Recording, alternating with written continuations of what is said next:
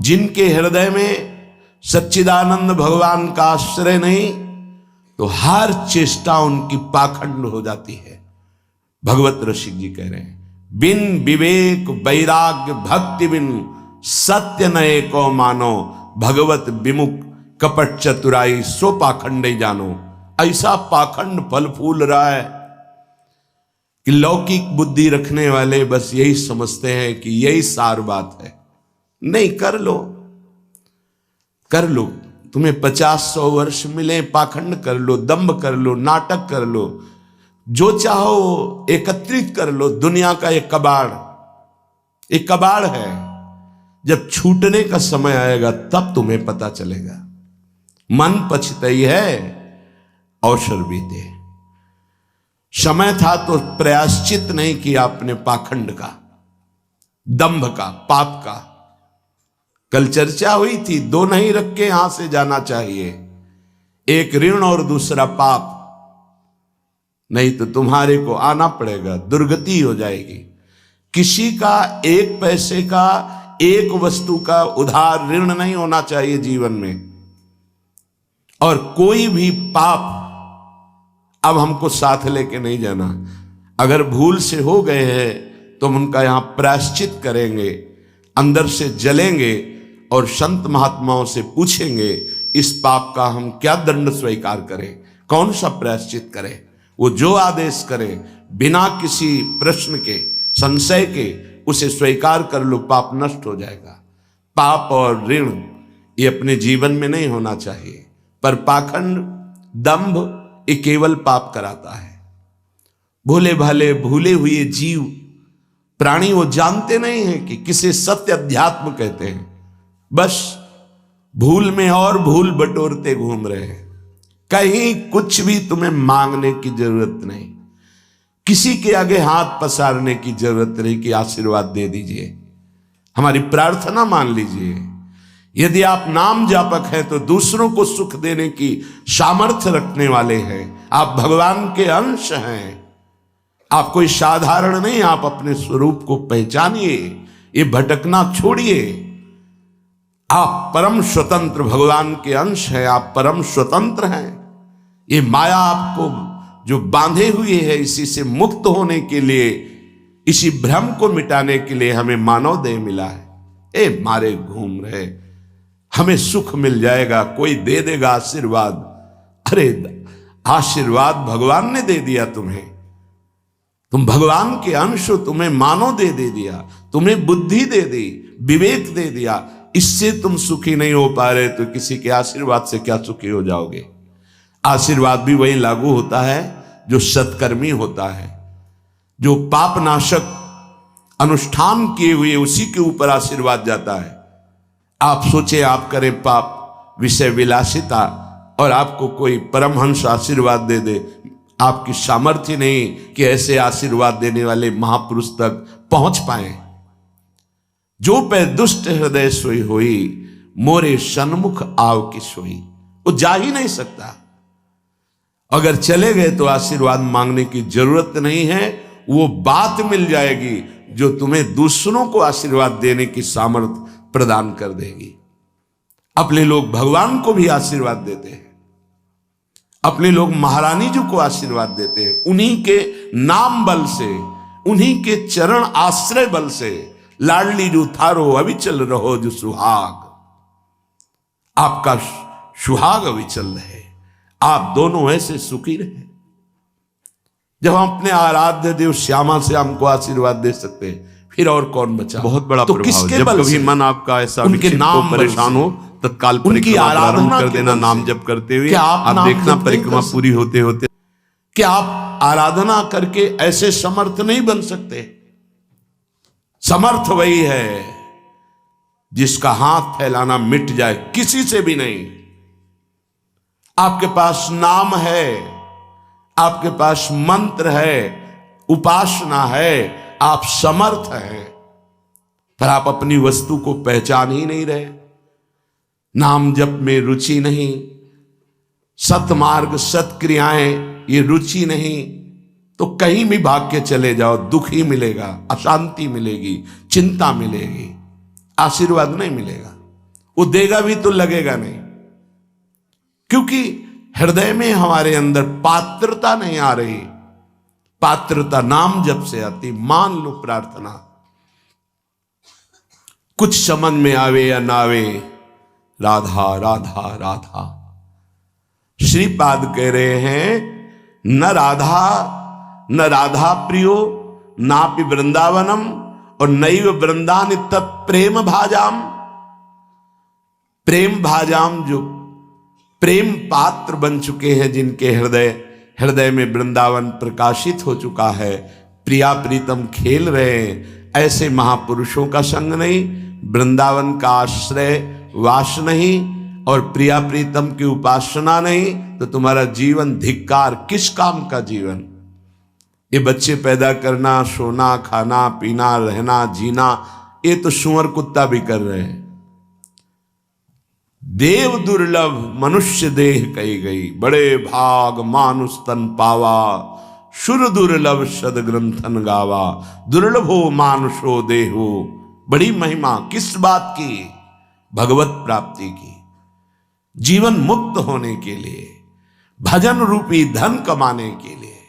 यदि भजन नहीं, ज्ञान नहीं, भक्ति नहीं, वैराग्य नहीं, तो फिर पशु से बढ़कर के तुम नहीं हुए, पशु से नीचे ही हुए। क्योंकि पशु तो अपने कर्मों का भोग कर ऊपर उठ रहे हैं, तुम सबसे ऊपर आकर अब ऐसे कर्म कर रहे हो कि नीची योनियों को जाओगे। श्रीपाद कह रहे हैं कोई भी आराधना किए बिना प्रभु की सुखी नहीं हो सकता, चाहे वो ब्रह्मा के पद में ही क्यों ना हो। सच्ची मानना, अगर सुख का अनुभव होगा तो भगवत आराधना से। ये बैठ जाए दिमाग में, भोगों में सुख नहीं है। अनंत ब्रह्मांडों में जितने भोग हैं सब माया के द्वारा रचित हैं। अगर वो सुखद भोग लग सकता है तो प्रभु को अर्पित करने के बाद, प्रभु से जुड़ने के बाद, प्रभु की दृष्टि पड़ने के बाद, जैसे ऐसे हम पाते हैं तो अन्न है, लेकिन जब प्रभु को अर्पित करते हैं तो प्रसाद हो जाता है, और प्रसाद पाप का नाश करके हृदय में प्रसन्नता प्रकट करता है। प्रसन्नता ही भगवद आनंद की तरफ आगे बढ़ाती है। समझ में नहीं आ रहा, हम बार बार भटक रहे हैं इन्हीं भोग, इन्हीं सुविधाओं को सुख मान। अगर नाम जप नहीं चल रहा तो समेट लो जितनी सुख सुविधाएं। अंतिम समय हमारी बात याद करना, कुछ तुम्हारे हाथ नहीं लगेगा। अब भी देख लो, कोई 20 का है, कोई 50 का, कोई 40 का, 30 का। इतना समय व्यतीत हो गया, क्या है तुम्हारे पास जो यहां से ले चलोगे? और कौन सी अनुभूति है जिसमें तुम तृप्ति का अनुभव कर रहे हो कि मुझे ये मिला, मैं तृप्त हो गया? कुछ नहीं, जीरो पे जीरो हो। वही वासना, वही मांग, वही चिंता, वही शोक, वही भय, वही कामना। देखो ना, अंदर देखो। संतोष, शांति, निर्भयता, निश्चिंतता, निशोकता, परमानंद एक भी है नहीं, वो बिना भगवत आराधना के नहीं। श्रीपाद कह रहे हैं हिरण मम राधा नागर चरण मरणे पिनैव विस्मरतु तनुरपि न विपत् कोटिषु जीवन वृंदावनम क्षणम त्यजतु। ये बहुत सुंदर बात मांग रहे हैं। जब मेरे मरने का समय आवे तो हे राधा नागर अर्थात प्रिया प्रीतम, जीवन आपको समर्पित है, तो अंतिम श्वास में आप चूक मत करना। यदि जीते जी मैं आपके योग्य नहीं हुआ, आपने दर्शन नहीं दिए, आप नहीं मिले, चलेगा। क्यों? क्योंकि नाम आपका है ना, नाम के सहारे जी लेंगे हम आपकी लीला गुण गायन करके जी लेंगे। आपके प्रेमी जनों के संग से आपके चरणारविंद के अनुराग रंग में हम जी लेंगे, पर अंतिम समय आप, बहुत सुंदर बात है, भक्तों ने मांगा भी है, कह रहे हैं कि अंतिम समय आप मेरे हृदय में स्फुरित हो जाए।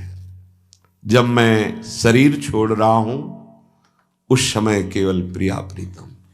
निश्चित निश्चित ये हमारा विश्वास, हमारा हृदय इस बात को पक्का करता है कि जैसे भी बने हम लगे रहे हैं जीवन भर प्रभु के चरणों में, तो अंतिम में प्रभु फिर अपनी कृपा विशेष करते हैं।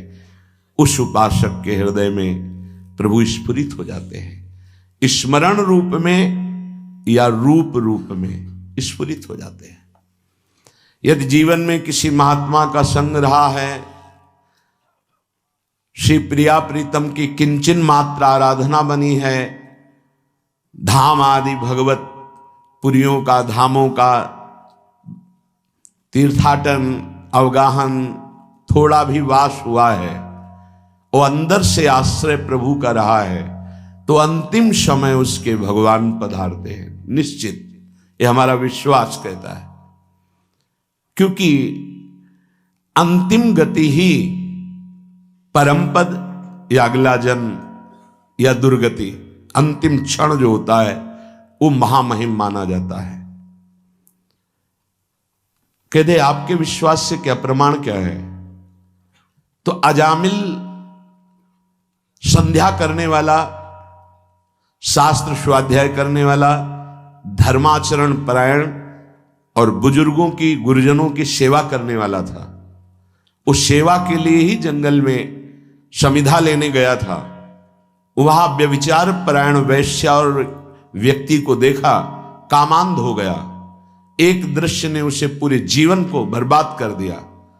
तो अंतिम समय में जब वृद्धावस्था की सीमा चल रही थी कि उस समय संतान का योग था ही नहीं, पर संत जन आए और उन्होंने कहा कि अब जो संतान होगी उसका नाम नारायण रखना। अत्यंत आसक्ति छोटे पुत्र में होने के कारण मरने के समय वो उसे बुला रहा था, नारायण नारायण। तो शायद वो आवाज वहां तक ना पहुंची हो, पर नारायण के पार्षद आ गए और उसको परम पद मिला। ये घटना क्यों घटी? क्योंकि धर्मात्मा था, वो अच्छे आचरण करने वाला था। कुसंग से भ्रष्ट हो गया तो क्या हुआ? हरि ने अंतिम संभाल दिया। तो जो अपने जीवन में प्रयासरत है कि नाम जप करूं, जीवन में प्रयासरत है कि हमसे कोई पापाचरण ना हो जाए, जीवन मेरे जीवन धन प्रभु के लिए है, तो ये हमारा विश्वास है अंतिम उसका बहुत मंगलमय होगा। जो जीवन में मनमानी आचरण करता है, पापाचरण करता है, ढेर सारी वैभव समेट लिया, पर मरोगे तो कुछ साथ नहीं जाएगा। वो अंतिम समय जो तुम्हारी दुर्गति होनी वही तुम्हारे दिमाग में आ जाएगा और तुम उसी को प्राप्त होगे। श्रीपाद मांग रहे हैं प्रियालाल से, हन्मम राधा नागर चरणम मरणे पिनैव विस्मरतु। जीवन भर आपकी आराधना की,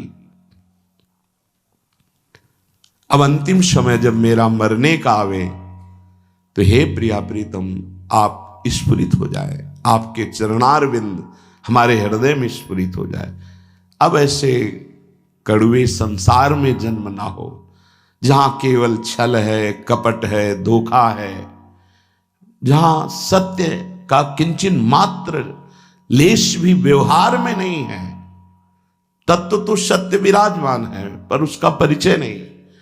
असत माया का खेल चल रहा, नहीं जन्मना ऐसे संसार में। हमें आपकी प्राप्ति करनी है। माना कि मेरे में सामर्थ्य नहीं, पर अंतिम समय आपसे प्रार्थना है आप हमारे हृदय में स्फुरित होना। और हे वृंदावन, आप मुझे ऐसी सामर्थ्य देना कि भारी दुख का समय हो अंतिम, तो भी मैं आपके धाम से अपने शरीर को बाहर न जाने दूं। ये बड़ी बात है।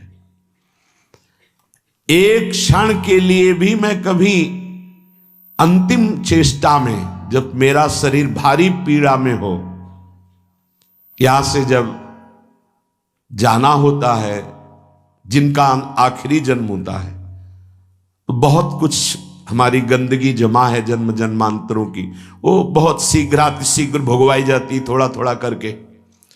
तो देखा जाता है कि बड़े महापुरुष भी अंतिम समय बहुत ही विकराल परिस्थिति आ जाती है, उस समय भागना नहीं है औषधि के लिए, नहीं, ये धैर्य उपासक के अंदर ही होता है। पास में ही राधा टीला है, अभी कुछ ही वर्षों पहले की बात है, यहां के पूज्य जो महंत जी थे, बड़े ही कुंज बिहारी श्री हरिदास चरणारविंद के अनुरागी थे। रामकृष्ण मिशन में गए, परेशानियां बढ़ रही थी, उन्होंने जांच की, उन्होंने कहा यहां नहीं, आपको दिल्ली जाना होगा, या हो सकता है आगरे में हो जाए, या तो नहीं हो सकता, न मथुरा में न वृंदावन में। कहा कुंज बिहारी श्री हरिदास कौन जाएगा दिल्ली आगरा। हालत खराब होती चली गई। श्री हरिदास कुंज बिहारी श्री हरिदास। सबसे कहा कि स्वामी जी बुला रहे हैं हमें, जल्दी तैयारी करो जल्दी। ये अभी कुछ वर्षों की बात है, ये अपने सामने की बात कह रहे, जल्दी भोग बनाओ, नहीं तो भोग नहीं लगा पाओगे, समय है अभी, राजभोग जल्दी लगाओ। राजभोग लगाया, प्रसाद लाओ, प्रसाद, बैठो सब सामने। कुंज बिहारी श्री हरिदास श्यामा प्यारी, कुंज बिहारी श्री हरिदास दुलारी। कीर्तन शुरू हुआ, कोई समझ नहीं पा रहा क्या कह रहे, बस खून की उल्टी हुई, बोले स्वामी जी बुला रहे, चले गए। ये है जीवन भर की आराधना का स्वरूप। अंतिम लीला बड़ी विचित्र होती, उस समय आराध्य देव ही संभालते हैं। पूज्य श्री उड़िया बाबा बैठे हुए, इधर प्रभुदत्त ब्रह्मचारी जी की कथा नीचे बैठ करके एक संत सुना रहे हैं, हजारों की संख्या में सभा भरी। बाबा ने कहा आज यहां स्मशान होगा। अचानक कौन समझ पावे महापुरुषों की, आज यहां स्मशान होगा। आज हम पहले 2 श्लोकों की व्याख्या करते हैं। जिसका जन्म होता है उसकी मृत्यु निश्चित होती है। आत्मस्वरूप जन्मा है, उसकी कभी मृत्यु नहीं होती। धैर्यवान कभी मृत्यु से विचलित नहीं। कोई समझ ही नहीं पा रहा कि बाबा आज बेप्रसंग की चर्चा कैसे कर रहे हैं। अच्छा तो सब सुनो, जो चर्चा हो रही सुनो। प्रभुदत्त ब्रह्मचारी जी की भागवत, ओम शांत बैठ गए। आखिरी ओम बाबा का था। इतने में वही आश्रम में रहने वाला एक कुछ विक्षिप्त टाइप का, क्या भगवान दास कुछ ऐसे ही नाम था, वो आया, कहने लगा लाओ हम चंवर डुलाएंगे। तो ऐसे अनाधिकारी पुरुष थोड़ी महापुरुषों की सेवा में लग जाते, नहीं तुम हटो। क्योंकि सुलझा हुआ विवेकवान पुरुष ही महापुरुषों की सेवा में। उसको गुस्सा आया, गया तो चारा काटने वाला गड़ासा कहां से कैसे व्यवस्था किए था, काल पहले से कंबल में ऐसे छुपा के आया, और इतनी रफ्तार से बाबा की चांद पे ऐसे खुले हुए ऐसे मारा 6-6 इंच गड़ासा, और ऐसे फव्वारा जैसे खून के ऐसे उठते। किसी को समझ में नहीं आया। सामने एक बूढ़ी माई थी, दौड़ के गई, लिपट गई, 5-6 गड़ा से मार चुके थे। अब कोई समझ ही नहीं पाया कि मतलब हो क्या रहा। काल का खेल देखो, वो सब आसपास, मतलब सब ऐसे ही। तत्काल माई ने, बूढ़ी माई ने उसको वश में किया। बूढ़ी माई ने, सब लोग उसको, फिर जो लीला, बाबा को एक इंजेक्शन लगाया गया कि अंतिम समय वो चेतना जागृत। ओम, बस क्या पूरे जीवन तप ज्ञान की मूर्ति, अंतिम लीला कैसे जा रहे हैं।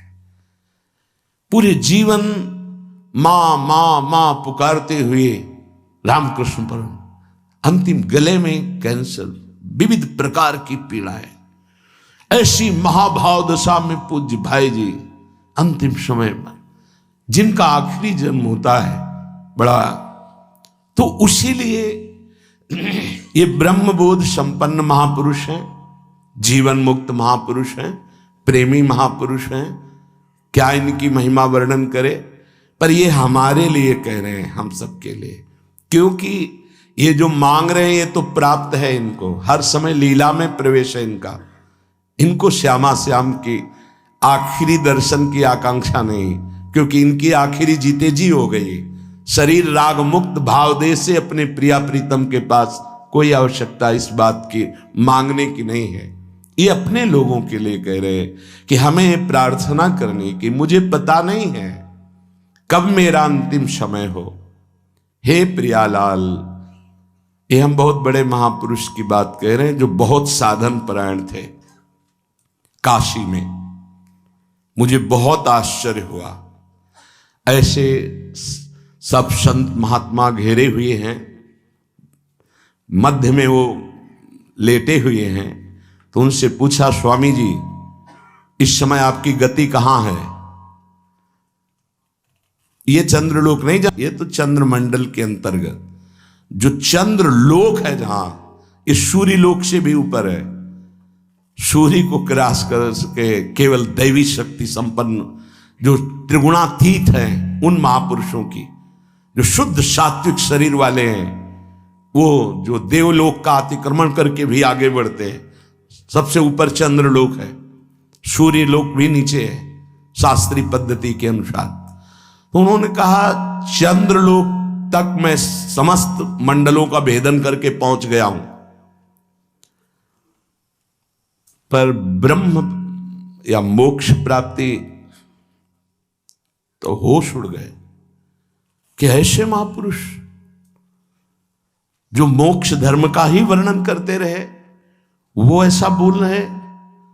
एक तरह से जैसे कहते हैं ना कि पैरों से धरती खिसक जाना, कि अपने लोग क्या हैं, अंतिम कैसी बात कर रहे हैं। तो उनका स्वामी जी तो क्या परम पद, तो उनका ये तो विश्वनाथ जी की कृपा के अधीन है।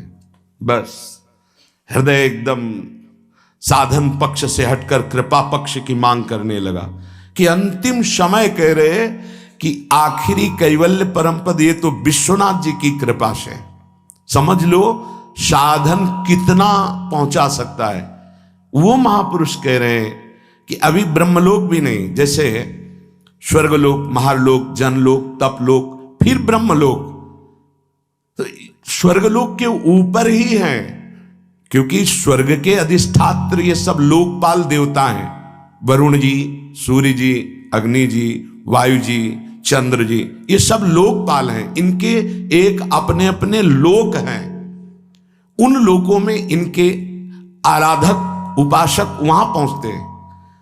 तो वो कह रहे हैं कि मैं केवल चंद्रलोक तक पहुंच पाया हूं, उसके ऊपर ब्रह्मलोक वहां भी नहीं गति हुई। और परम कैवल्य पद ये तो विश्वनाथ जी की कृपा से, क्योंकि काशी में शरीर छूट रहा, जीवन भर उनके नाम पर रहे, तो वो गति उनकी, मेरी गति यहां तक और वो विश्व।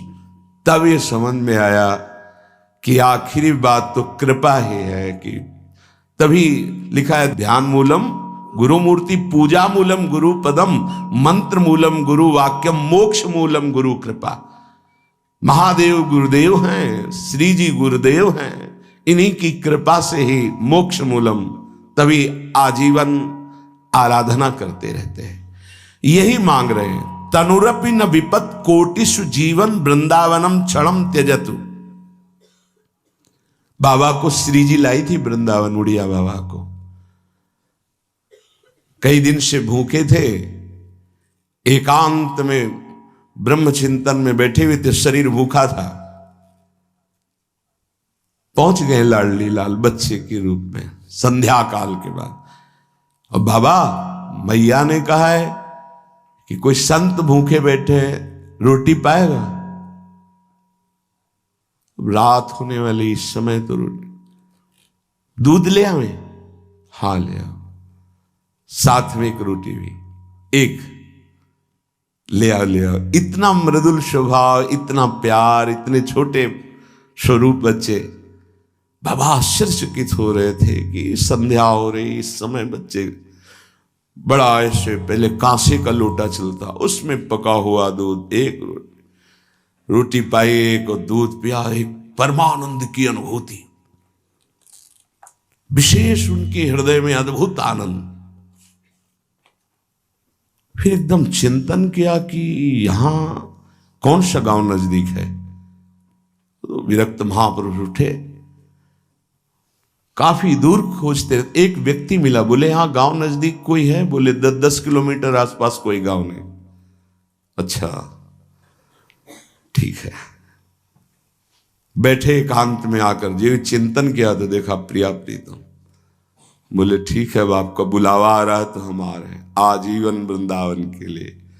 देखो अंतिम यही लीलापूर्ण, बड़े करुणा में खींच लेते हैं, आओ खींच लेते हैं, तुम्हारा पवित्र हृदय हो गया है, बहुत तप किया है, आओ मैं तुम्हें परम पद प्रदान करती हूं।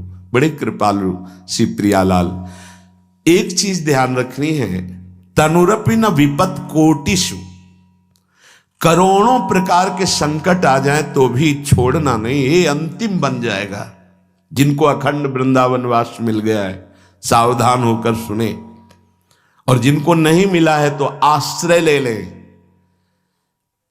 कई बार चर्चा की, रजरानी चरणामृत साथ है, वृंदावन का आश्रय है, और वाणी जी साथ है, तो जहां शरीर छूटेगा, जैसे भारतीय सैनिक राजकीय विभाग का कहीं भी शरीर छोड़े, भारत के आज्ञा के अनुसार, सरकार की आज्ञा के अनुसार गया हो, तो तिरंगे पे ही स्वागत होते हुए उसको भारत ही लाया जाएगा।